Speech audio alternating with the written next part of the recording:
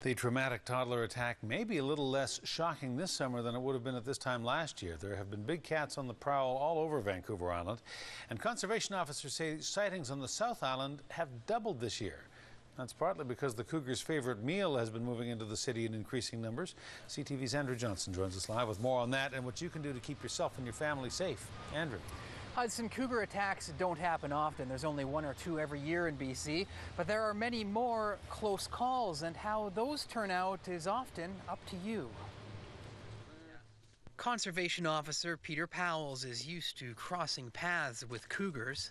Probably over 100 over the last 15 years. But he's never seen anything like this summer. On southern Vancouver Island this year we have noticed a definite increase in the number of cougar sightings, probably about twice as many as last year, or maybe a little bit more. There have been 150 reported sightings since April 1st. Last year over that same period, only 60. They're being seen in some areas where you wouldn't expect them to be, such as Sidney, Saanich Peninsula. We don't get a lot of sightings out there. Shelly Davis and her husband can back that up after taking video of a mother cougar strolling through their Sooke yard last month with her cub. They started heading right towards us in the window.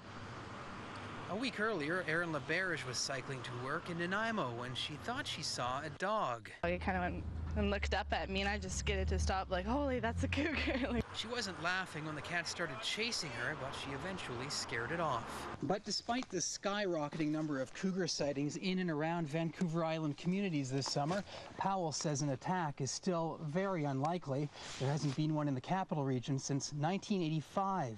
He says attacks are more likely in remote areas because the big cats usually aren't as comfortable or as hungry in town. So when they get into areas like that, generally they're wanting to leave that area if they can, and also there's an abundance of deer there. And the flourishing urban deer population is likely what's bringing the cougars to town in the first place. We do have a strong deer population. Of course, where the game goes, these type of predators follow. If you see a cougar, make eye contact and put on a show of force. Intimidate the animal by yelling and waving your arms in the air.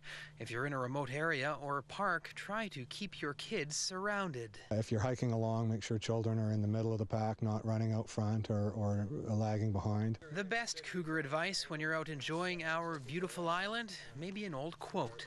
Expect the best, plan for the worst, and prepare to be surprised.